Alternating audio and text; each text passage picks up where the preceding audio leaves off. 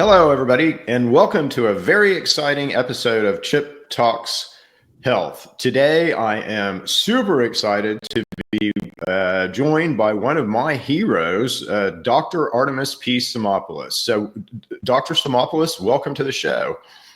Thank you very much. I'm indeed very pleased to be speaking with you and be on your show.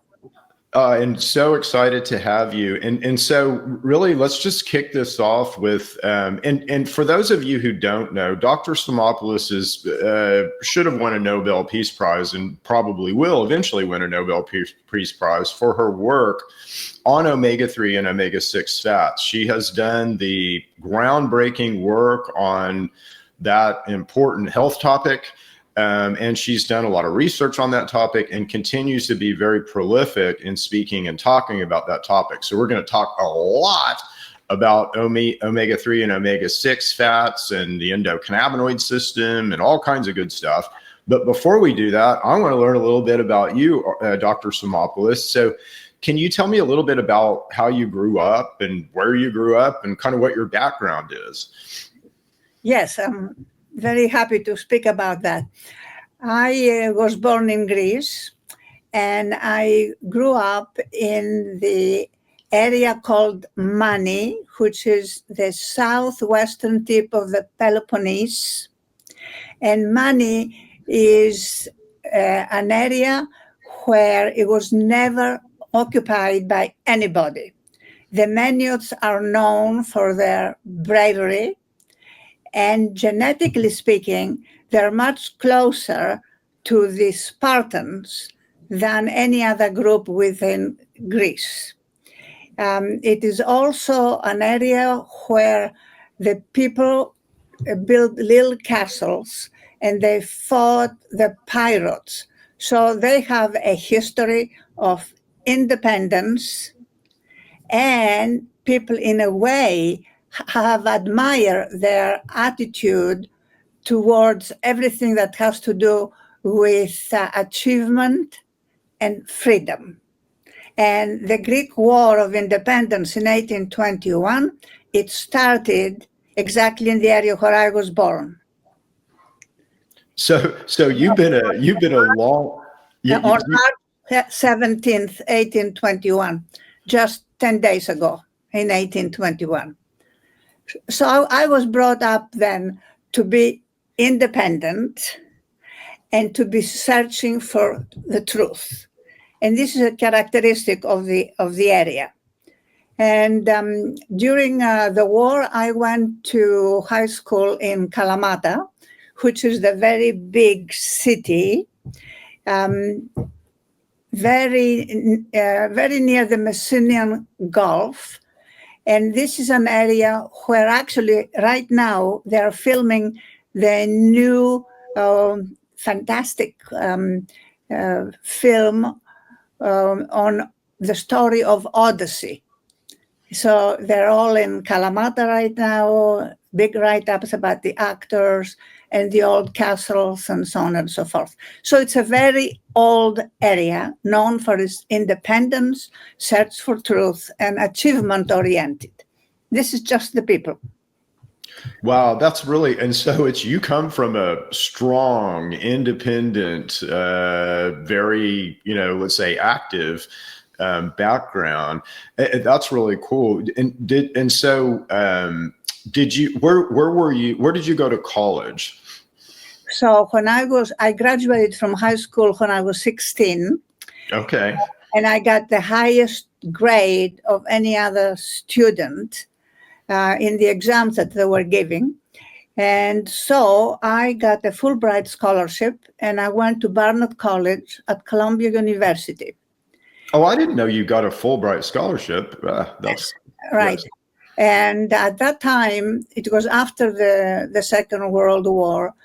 And they, in the US, they were not sure about how much knowledge the European students had. And so they had a standardized text that everybody would take, and they would see whether you can go into the freshman year or you need to have support in either any particular science or the language. And depending on the test, they would arrange exactly where you belong within the 4-year program. And so I tested higher than anyone else. And so they gave me 16 credits. And so I took extra credits, and I then graduated from Barnard to go to medical school after 3 years. And I was the youngest person to graduate from a medical school in Massachusetts at the age of 23. Oh, wow. So Yeah. you graduated did you have an MD? You were a medical doctor. So, yes. So at Barnard College, I majored in chemistry, and I was vitally interested in biochemistry. And but my idea was to really take care of patients rather than do only research. And to do that, you have to go to medical school. So I went to medical school, and after graduation, I had a straight internship in pediatrics because I was very much interested in development and prevention. And so you have to really start early in the life of humans in order to be able to influence them. Yep. And that's the reason I was in pediatrics. And then after a 3-year program, I spent an extra year doing research in hematology and cell metabolism. And then I became director of the newborn nursery at George Washington University Hospital in Washington, D.C., which had the best obstetrics department in the country at that time, because their dean was also the chairman of obstetrics and gynecology.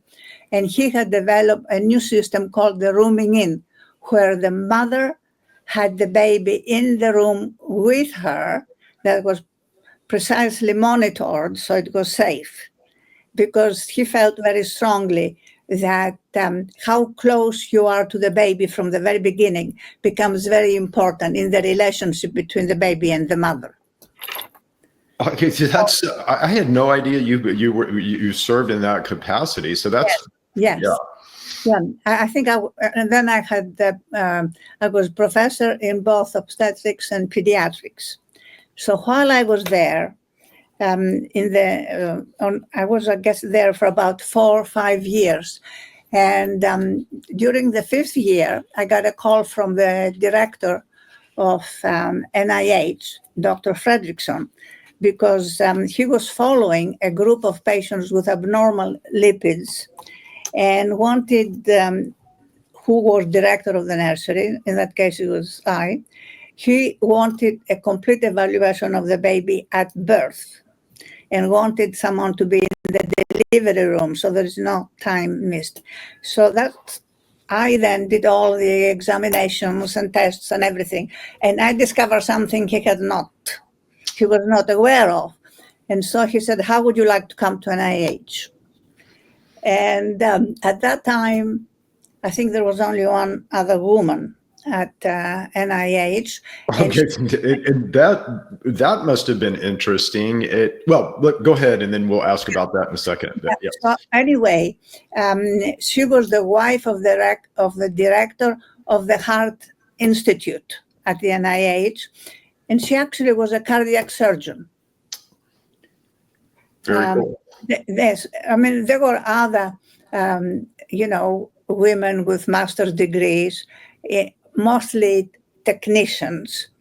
And then I would say maybe 1 or 2 PhDs that they were doing postdoc work. Okay. What NIH looked like at that time. Yeah.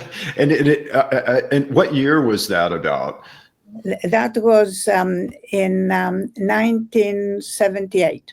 Wow. Yeah. And so that's amazing. And for you to be as prolific as you were, at the NIH, is just amazing. But so did you feel bias at all, just kind of being a woman in that environment, or did you feel respected and kind of on a peer status with most of the other researchers? Yeah. Well, let me tell you, I was very lucky that I worked with brilliant people. Brilliant people are not biased. Very true. I think it's mostly insecure people that are threatened, that are biased and can create problems. So I was very lucky that I worked with very good people. I mean, tops in their field. For example, I was in the endocrinology and metabolism section of the Heart Institute. Okay. And Dr. Barta was the director at the time, who had been trained directly by the person who established endocrinology at Mass General Harvard Medical School.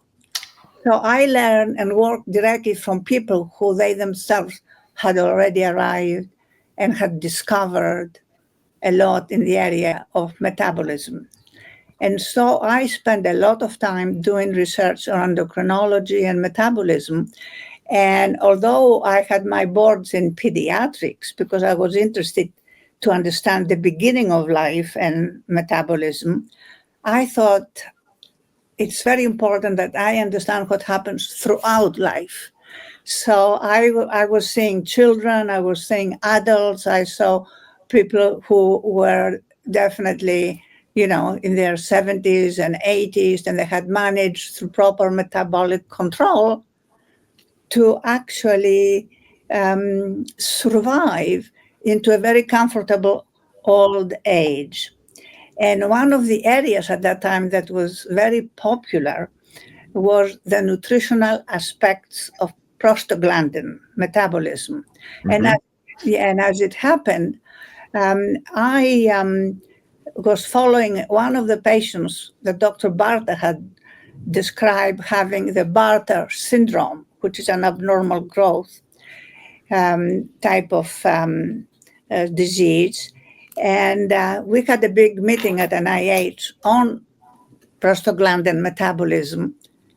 And Dr. Barta says, maybe we should really check it out. It's not what really the issue is, because they have a delayed growth and abnormal metabolism and hormones and so forth. And so I was the only person at the time at NIH who had pediatric training and at the same time was very much involved in prostaglandin metabolism. And I said, we have to rule it out. I said, maybe it isn't. We have to rule it out. So in the process of ruling it out, I came across, all the studies done at Karolinska Institute about prostaglandins. And I found out that prostaglandins is very much related to what we eat. Yep. And at the same time, I had an opportunity to move out of the lab and take over as chair of the Nutrition Coordinating Committee of the NIH. Wow. How serendipitous, though. Wow. Yeah. Because we, Congress at that time and Senator McGovern, they were working on the dietary goals, and they were coming up with statements that really they were not scientifically quite correct. And one of the issues was that what's going on in nutrition at the country level. And the decision was made to set up an office at the NIH to coordinate all the nutrition programs that are funded by NIH. And so the director of NIH, Dr. Fredrickson at the time, asked me if I could do it, and which means, that I would not continue research. But I told him that as long as I can go to the clinic once a week, because I don't want to leave patients. And so I took over as chair of the Nutrition Coordinating Committee. And it was not easy getting the institute directors to provide all the data that needed to be provided in order to know what is going on, what is funded, what is missing, and in what direction we should be going. But having the support of the director of NIH, it was easy. Did you get much pushback, let's say, from big food or big pharma in that exercise? If I did what? Did you get much pushback? Let's say as you were trying to, get a handle on nutrition in an NIH, did you get a lot of, let's say, manipulation or, pushback or, soft ideas and things like that from big food or big pharma? Well, we didn't have much to do with industry at that time. Okay. And Dr. Fredrickson was a very strong personality. He was also an outstanding scientist, and he had described the lipid metabolism in detail. And the people respected him for his work, but he was also a strong personality. And when he introduced me to the institute directors, at that time we had 12 institutes, he said that I expect you to show the same respect and response that you showed to me. Because Dr. Simopoulos reports directly to me. She's in the office of the director. And so it was not that difficult, because you had a strong leader, an outstanding scientist, and knew exactly what you wanted. And how did you get from, I can't really recall the science at the time in, let's say, the late 70s, but how did you guys get from basically prostaglandins all the way back to omegas? I mean, was that already known, or did you have to do all that work? No, a lot of it was known. It's just that people had not pulled it together. Okay. And it was much easier for us because we were supporting most of the research and all the advances being made at Karolinska Institute on prostaglandin metabolism to really show that prostaglandins are produced from lipids. And so you focus on lipids. And remember, at that time, all the emphasis was on cholesterol.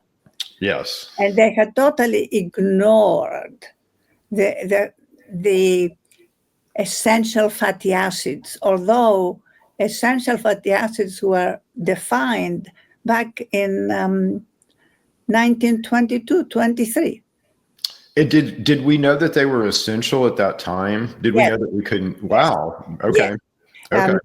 The work was done, and the person who followed through with that was an outstanding scientist who understood the importance of a balance and the fact that metabolically there are different classes of lipids, and because they have opposing properties and they're metabolically distinct, it is very important to know how much of each one you have, so you don't have a predominance of one that is inflammatory versus one that is less inflammatory.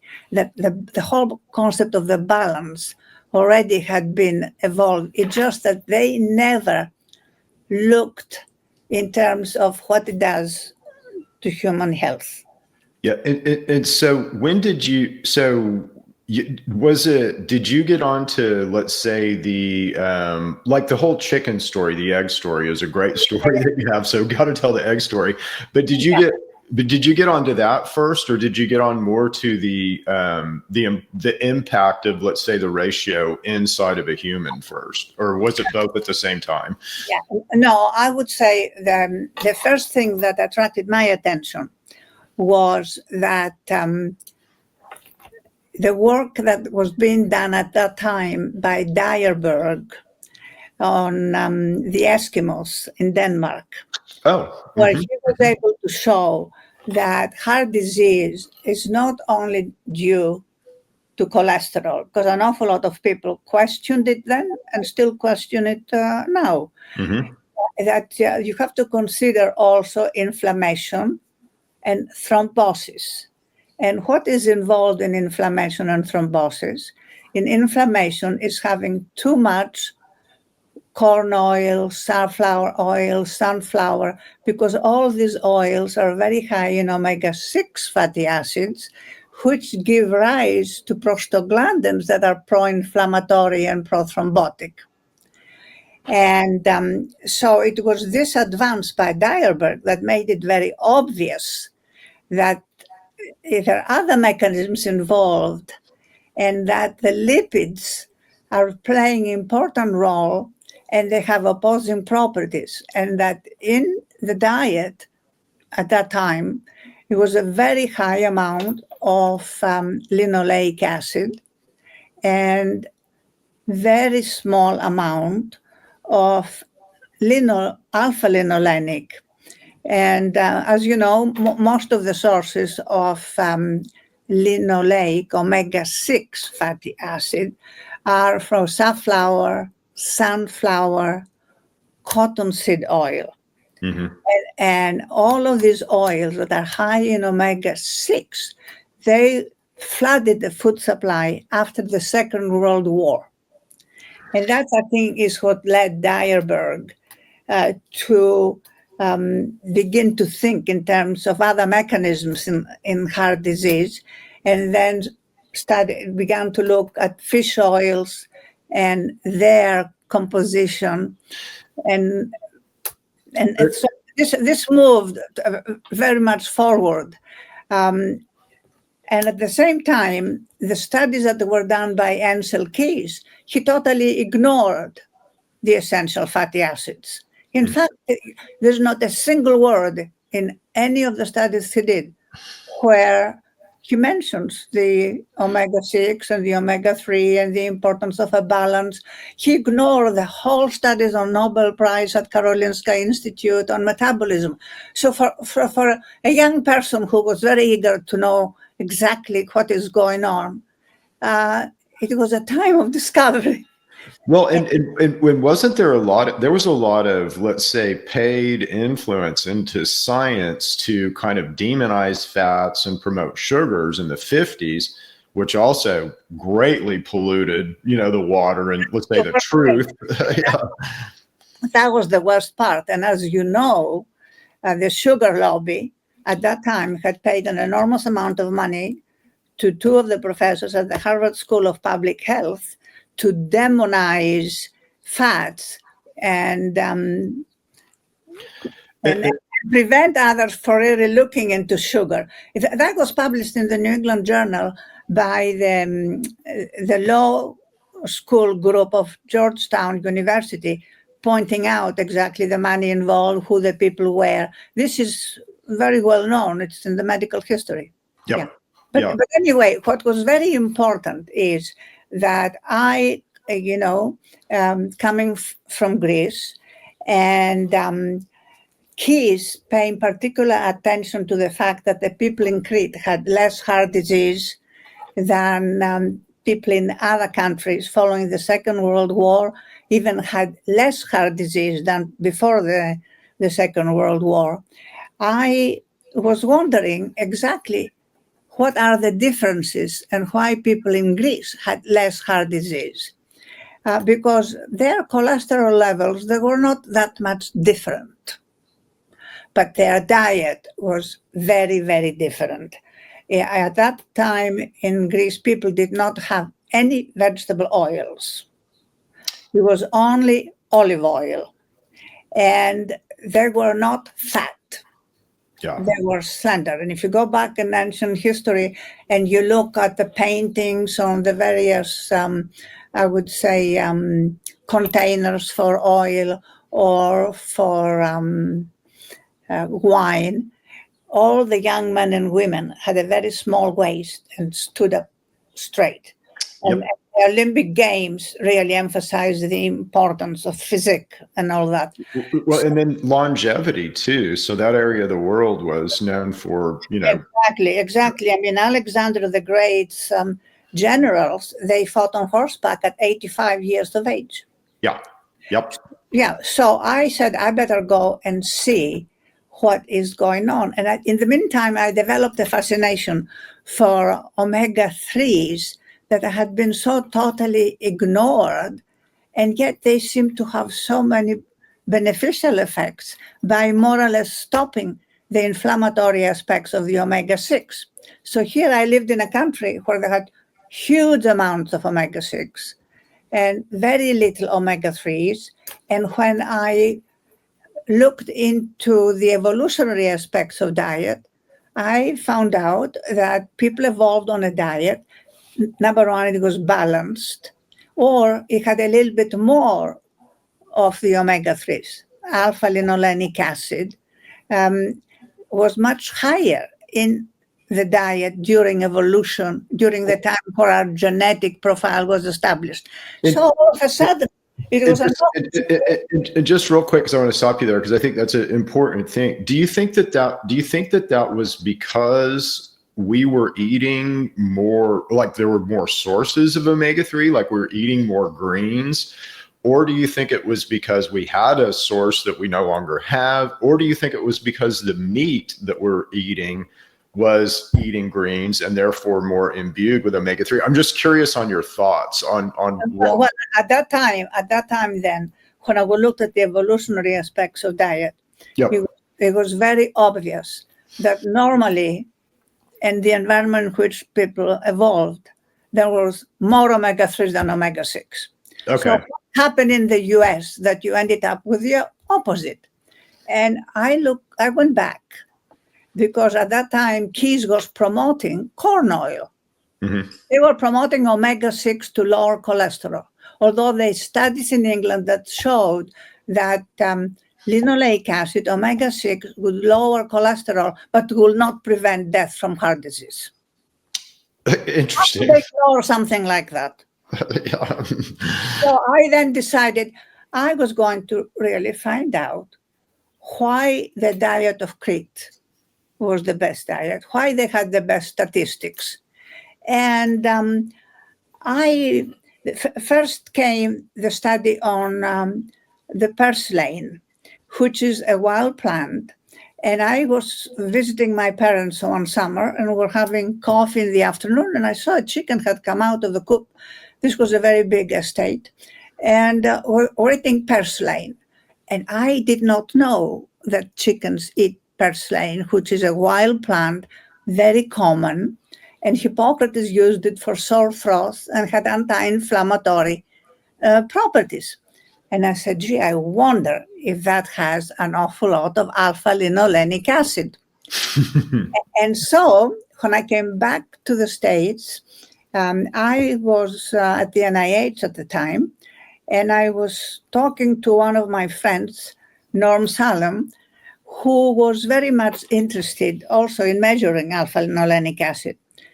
And I was taking a walk on the NIH grounds, and I saw wild purslane growing in one of the gardens that the wife of the director of the Institute of Aging had cucumbers and tomatoes and stuff like that. So I said to Norm, we've got to measure and look for antioxidants and alpha-linolenic acid in purslane. Anyway, Norm would always, was very eager to help. And so we measured it, and we compared it to spinach and to cabbage and lettuce, different types of lettuce.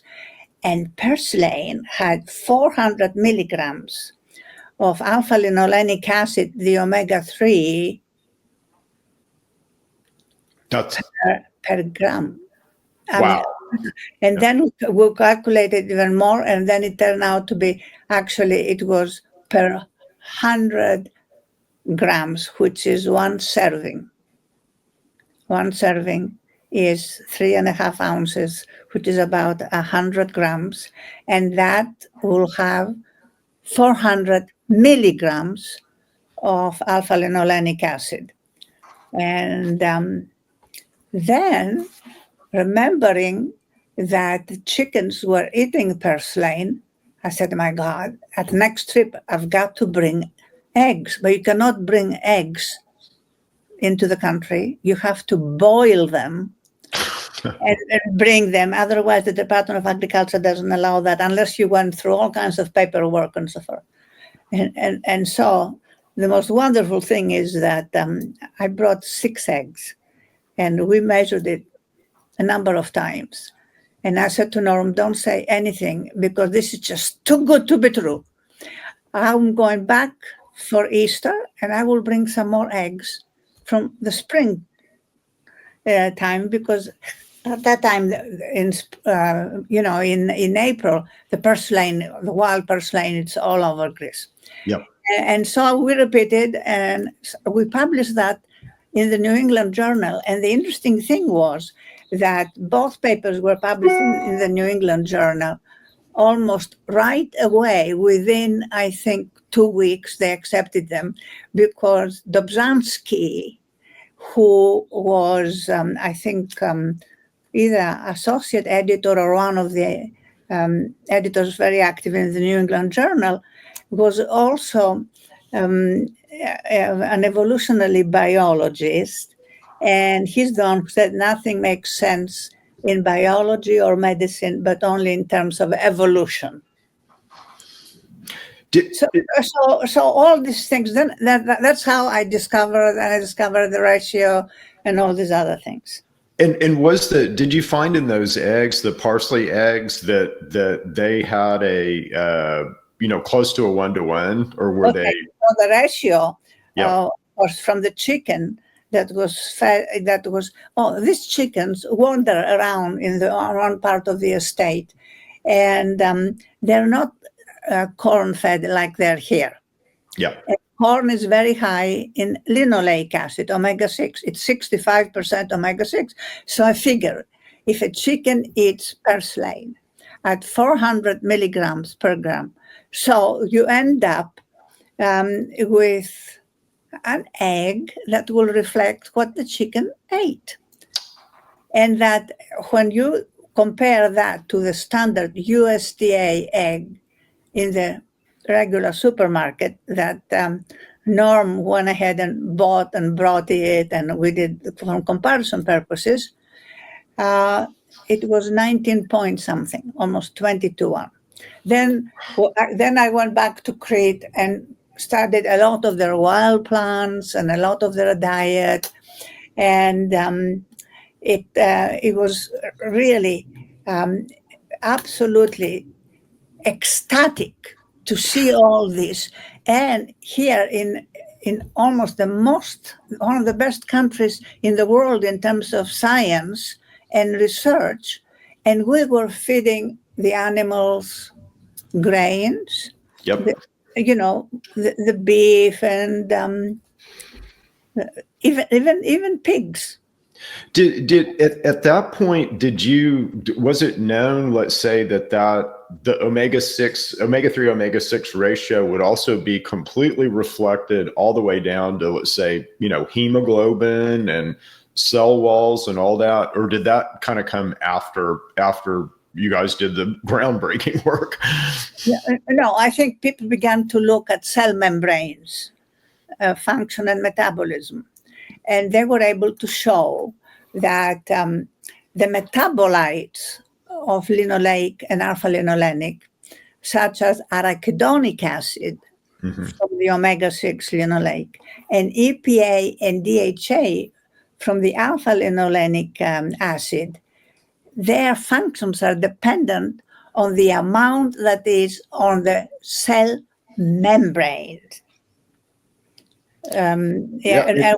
Whether it was a red cell or whether it was a muscle cell or it was a nerve cell, anything, it all depended on its concentration and location on the cell membrane. That was work that was done simultaneously by a lot of people, but it was very important.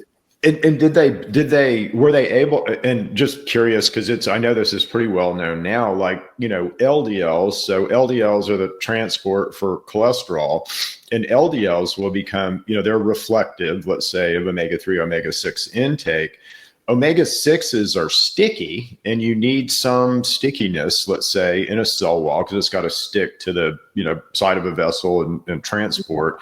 But omega-3s are slick. So in a perfect world, you kind of need this slick, sticky situation. But if you're over consuming omega-6s, they're going to be sticky and you're going to get plaque. You're going to get arteriosclerosis. But I'm sure that came after probably what you're. So I'm sorry to divert you. Yeah. Yeah. No, I would say later on, an awful lot of people began to look at that. And then there was another type of research emphasizing the role of lipids in signaling metabolism, and then came the endocannabinoid story. I mean, people never consider that endocannabinoids are metabolites of the omega-6 and omega-3 fatty acids. Yeah. And it's so, and I don't know why that's so, let's say, occulted, in science, but that is very occulted. If you're an endocannabinoid researcher, you're supposed to think that all endocannabinoids come from marijuana. And that's what most scientists are led to believe, that the mind almost immediately goes to marijuana when you hear the word endocannabinoid. And that's so not correct, because it should go to O3, O6, because that's where the precursors come from. Exactly. Yeah. No, it's, and also, endocannabinoids from omega-6 fatty acids, they tie to the receptor that has to do with appetite and hunger. And so if they have more omega-6, in other words, if I fry French fries in corn oil or sunflower oil, which is actually more common now, you end up with the production of the metabolites from the omega-6 to arachidonic acid, from arachidonic acid to endocannabinoids, which of course increase the tone of the endocannabinoid system. They more or less, they make you hyper, no matter whatever it is that you're going to do. You have more appetite, you eat more, you become obese. The higher, and then you go all the way back then and go back to LA. The higher the LA, the higher the body weight. Yep. These people have a very high endocannabinoid system, the tone of the endocannabinoid system. And now there are new research that shows that in adolescents, having a high endocannabinoid system or a high tone of the endocannabinoid system, they have early signs of depression. Yes. And obesity. It is, this disbalance is absolutely the core cause of obesity, as you know. It's the satiety molecule is an so the I'm full molecule, if you don't know what, satiety means, but the I'm full molecule, it really has to do with oleic acid. So it's built from monounsaturated fat, and it's an endocannabinoid. But again, that it gets lost in the noise of a bunch of omega-6 if we're over consuming omega-6. So cool. Okay, well, so I'm sorry I kind of took you down a rabbit hole, but let's kind of go back to, so you guys had just published this paper in the New England Journal of Medicine, is that right? Both papers, both the Greek egg, as we call it, as well as purslane. And in fact, we recommended that purslane become cultivated because it's a high source of vitamins and minerals and glutathione. And also, it's actually, you can make an omelette with it, with a proper Greek egg composition. And you can also make a salad, or you can cook it. And after we published all that, I remember the best French restaurant in New York had an article in the New York Times with a recipe which was serving red fish on a platter of poupier. Poupier is in French the name of purslane. Oh, very cool. That's really neat. Having the fish, PA and DHA, and then having the alpha-linolenic acid from the purslane and the fish. Yeah. Well, it seems like at the point that you guys published that paper, that should have been an inflection point in science, right? So it should have been an inflection point in food. It should have been an inflection point in a lot of things, or shortly thereafter, as that science, let's say, was pursued. Any idea why we didn't inflect? What happened? Why, we didn't? Because we should have inflected. We should have changed our food system. This should have been, taught to every third grader. Why didn't we inflect? The dollar sign? Yes, I do. Well, let me tell you, when we published all that, an awful lot of people, I think, were threatened, because you have to go back to, I think, almost the beginning of the 19th century, when they had so much cotton seeds and they didn't know what to do with them. Mm-hmm. And so as science and chemistry and engineering advanced, they found a way where they could crush the seeds, the cotton seeds, after the cotton was removed, and through various chemicals they would bleach them, remove also any form of taste and odor. Mm-hmm. And although until that time, cottonseed oil was an industrial oil that was used in painting, all of a sudden they called it vegetable oil, and it replaced practically all oils in cooking, because it was very cheap and very abundant, because you could just have big crops every year. You didn't have to have an olive tree that takes time to grow and then you have to hand-pick the olives. They found a very easy way and a lot of calories. And now after the Second World War, when there was a lot of famine in Europe and people needed calories, most of the calories came from corn oil, cottonseed oil, sunflower oil. Okay. And these were all very high in linoleic acid. And so then you had the processed food industry, which was full of all these oils. Now, there are other oils from seeds, like canola, which is not high in omega-6, has a balanced ratio of 2:1 omega-6 and omega-3. Yep. So I tell people to use organic canola, because they have modified canola. Take organic canola and mix it with olive oil, because olive oil is very expensive, and it's more expensive now than it was 2 years ago. And so they can mix it and have a very good ratio, and at the same time a much better combination oil, because olive oil is very high in polyphenols, is very high in antioxidants. Yep. It is anti-inflammatory, but does not have omega-3s. It may have just sometimes less than 1%, but it's beautiful because it has no more than about 6 to 8% omega-6, and the rest is all monounsaturates. And Greek olive oil, in fact, I have done a lot of oils examined. The one from our estate, which has been in Greece for thousands of years, it has the lowest amount of omega-6 fatty acid.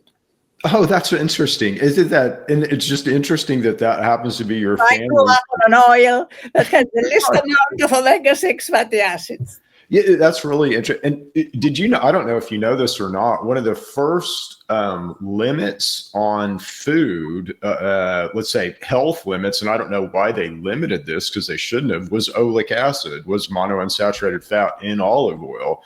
But what you're describing, again, I'm a little conspiratorial, so I kind of go down the conspiratorial path, but really is the kind of, let's say, the Flexner, takeover of medicine, where kind of big business almost, let's say, ethically moved above, our ability to help people, and in science, are really wanting to provide the best and most truthful answers. So at some point in the 20s and 30s, really you had business come in and kind of, take over, let's say, certain aspects of pharma through education and through really the curriculum in education, but through something called the Flexner Report.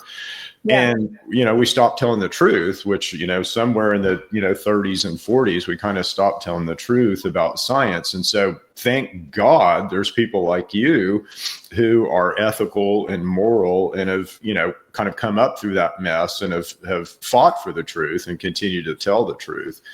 And a lot of people like that, because we established, the International Society for the Study of Fatty Acids and Lipids. Yeah. Called ISFAL. And I ran it for the first 7 years because I want to be sure it will take off, and it was international, and it still exists today. But I don't think it is as good as it was. Yeah, and it's funny, we kind of, like the Mediterranean in the 90s, let's say the 1990s, a lot of your work was being talked about. You had the Mediterranean diet, you kind of had the keto diet that happened after that.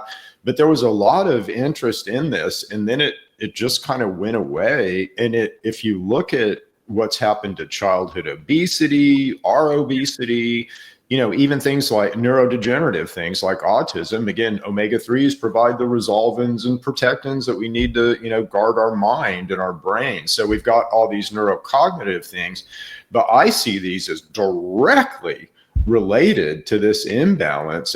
I don't know if you feel that passionately about it, but I see them directly related to this, our dietary insufficiency and overconsumption of omega-6s and underconsumption of omega-3s.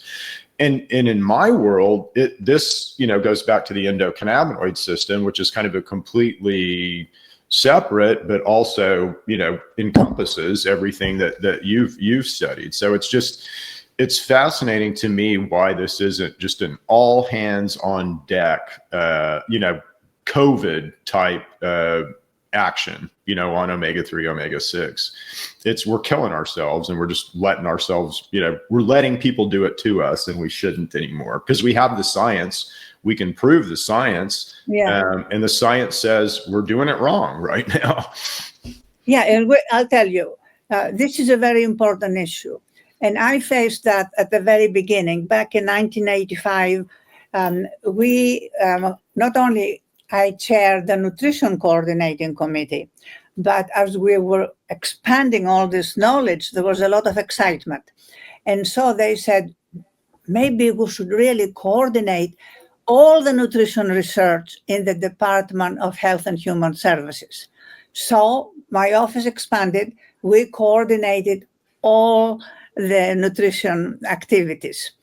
Then they said, we really ought to do the following throughout the federal government, get out of Health and Human Services and encompass all, and set up the committee to operate out of the Office of Science and Technology Policy, the White House.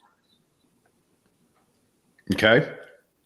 So, and it expanded. If it had not been for all the political support at that time and the scientific support within NIH, we would not have been able to do that.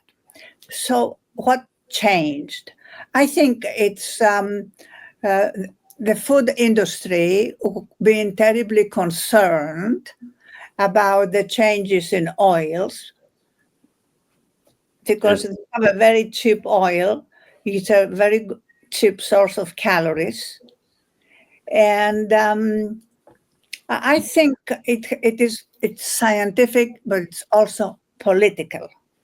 And more science, unfortunately, depends on politics for funding and other support.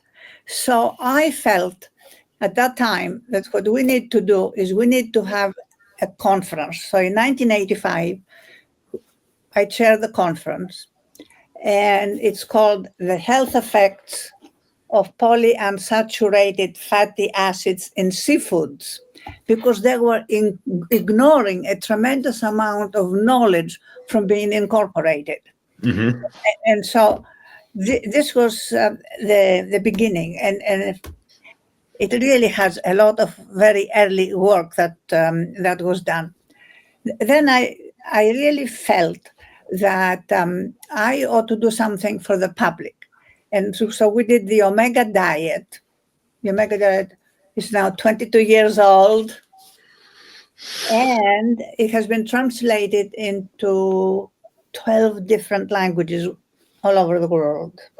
And there will be links for all of Dr. Simopoulos' research and also books in the description of this podcast. So if you guys are interested in getting any of her books, and you should, please go to those links and you'll be able to find those. Yeah. So, but the last thing I did, and I really felt very strongly about it, particularly the last 4 or 5 years when I see what was going on, and the fact that they were pushing the Omega-6 oils or coming up with questions that they're not even scientific questions, for which you're never going to get good answers. If you don't have a well-developed question, you're never going to find the answer.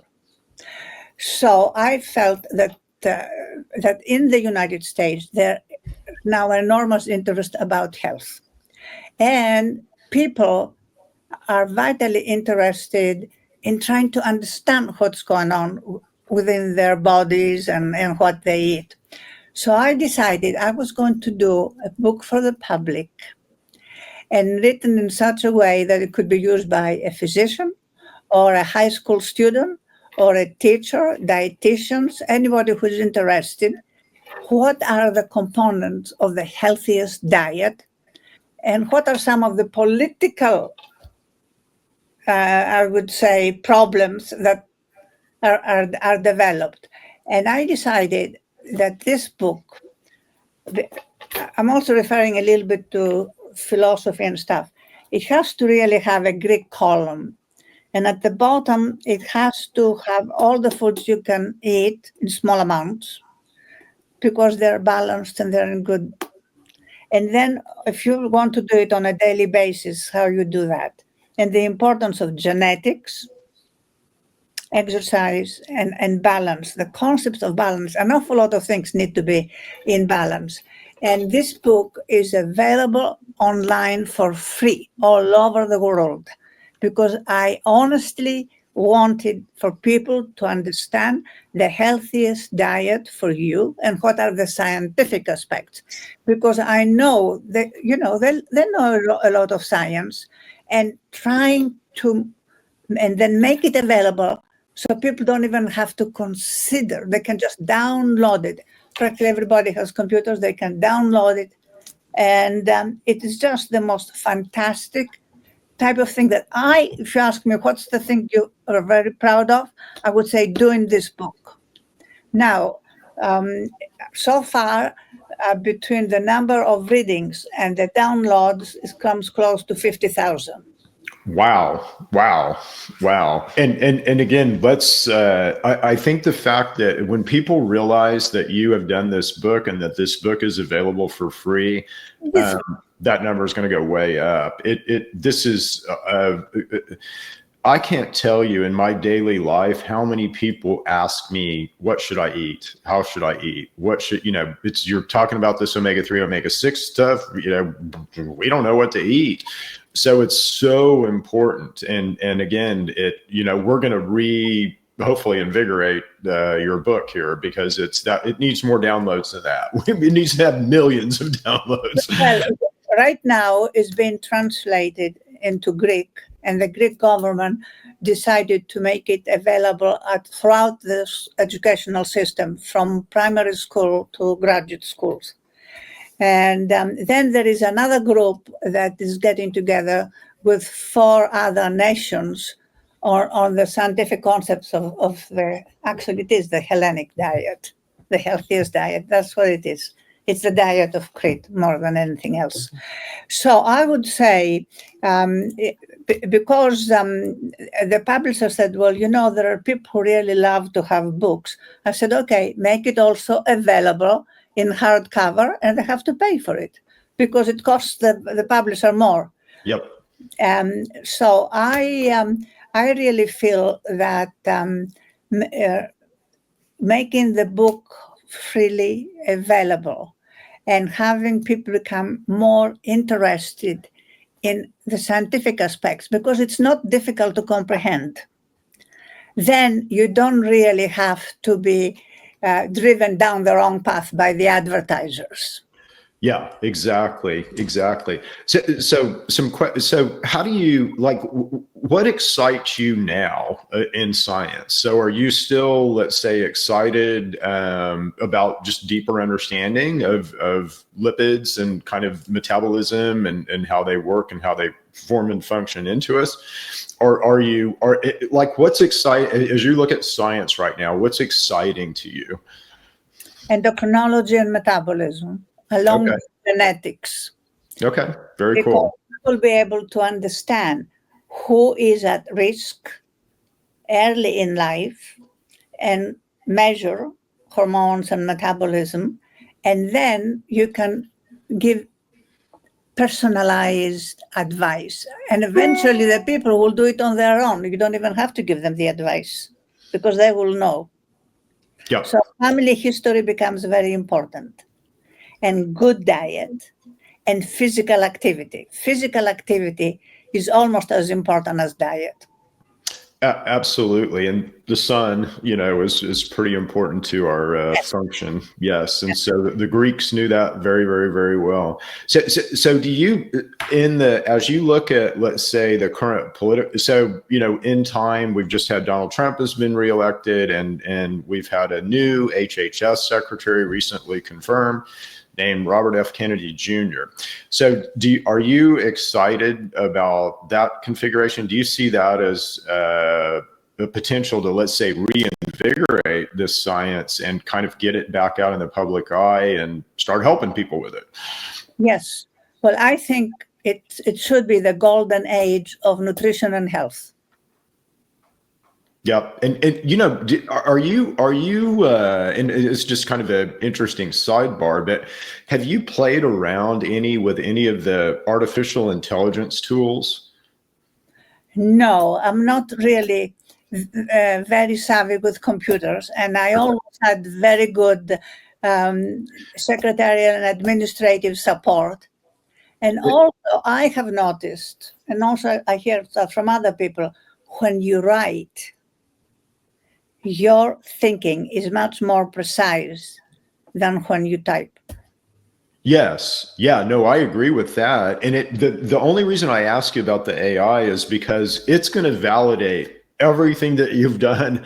It's because it has the ability, let's say, to go out and parse so much material and so much data. It will be much easier to calculate, interpret, and draw conclusions.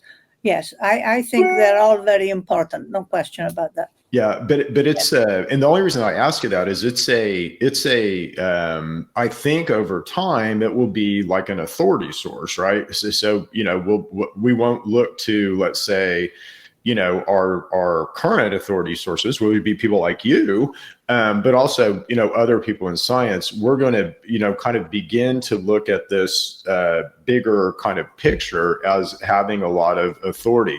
So, like, for instance, the only reason I bring this up is because it's going to confirm all your science. And so, there's certainly science, and, to you, that's no big deal. You've been teaching truth and telling truth for a long time, but there's other scientists who haven't, let's say, been doing that. And again, we've, overall in science, I think for the most part, scientists, we've been, sort of taught the truth and kind of gone down the right path, but there's been this stifling and kind of just with your science, I think in particular, because it's threatening to people who are making money off of, Omega-6 products and things like that, right? So there's been kind of a stifling of some things. But I think with the advent of AI, you can't really stifle anymore. Again, it's going to tell you the truth. It's going to tell you the truth as it's, knows it, which is kind of an interesting development. So in science, there's always this argument for authority, right? So PhD Joe has authority here and PhD Jill has authority here. And, we're arguing and debating about science, which is great and what should happen. But at some time, there will be I think, a higher authority there. And I know that's a little bit controversial. And I know to professional scientists, that's, I want to do my own work, right? I want to do my own, research. I want to come to my own conclusions. But if that's validated, by, let's say, a different authority source, then that's very confirming. But anyway, just blah, blah, blah. So sorry to go down that rabbit hole. No, I think that's very important. Remember, there are scientists who work for the government, like NIH, or there are scientists who work for the pharmaceutical companies or the food companies, and they all are looking to discover something. But beyond that, there are enormous differences with the type of scientist and the place where it works, the person works. Yep. And where the information is coming from. So having, I would say, instruments that would validate early in the process, it will eliminate this holy mess that we are in right now. Yep. Yeah, agree with you. So you're getting ready to, and we'll wrap this up in a second. We've gone way longer than I normally go, so I appreciate you guys' patience listening, but I really wanted to get all of this out, and I really wanted to have a deep conversation with Dr. Simopoulos, and I think we've done that, and this is going to be useful and valuable. But you're getting ready to go to Greece, right? So are you going to go stay at your family's estate in Greece? Or Yes. In Mani. In Mani. Very cool. And do you still have family there? So you still have... Yes, everybody's there except for me. Okay. My sisters, nephews, cousins, and olive trees. Very cool. And do you actually grow olives on the estate? Yes, olives. Well, we have fig trees, olive trees. We used to have a big vineyard, but my parents changed it into more of an olive grove. Very cool. Yes, rather than a lot of wineries and stuff like that. Yes. Yeah, no, that's really neat. So, and so let's go ahead and leave it here for now. So thank you so much for being, and hopefully we'll have you back on at some point. Hopefully as we get traction on some of the things that we're trying to do with the administration, we'll have you back on. But thank you so much for being on. And is there anything that we've missed that you would like to say, or have we done a good job of getting most everything out? No, I think you did very well. I think your questions were very good. I hope you enjoyed the listening and the answers I gave. I certainly had a good time speaking with you. Well, thank you so much. So we'll go ahead and leave it there, and we'll see all you guys in the audience back for another exciting version of Chip Talks podcast in our next episode. Thank you guys, and bye. All right. Bye-bye. Thank you for tuning in to Chip Talks Health, where we uncover the truth so your body can do what it was designed to do, and that's heal.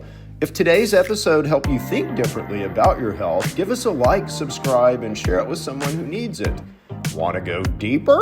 Visit TrueMedX.com to explore science-backed solutions, or book a bioresonance scan at Neighborly Wellness to find out the root cause of what's holding you back. Until next time, stay curious, stay well, and keep listening to your body.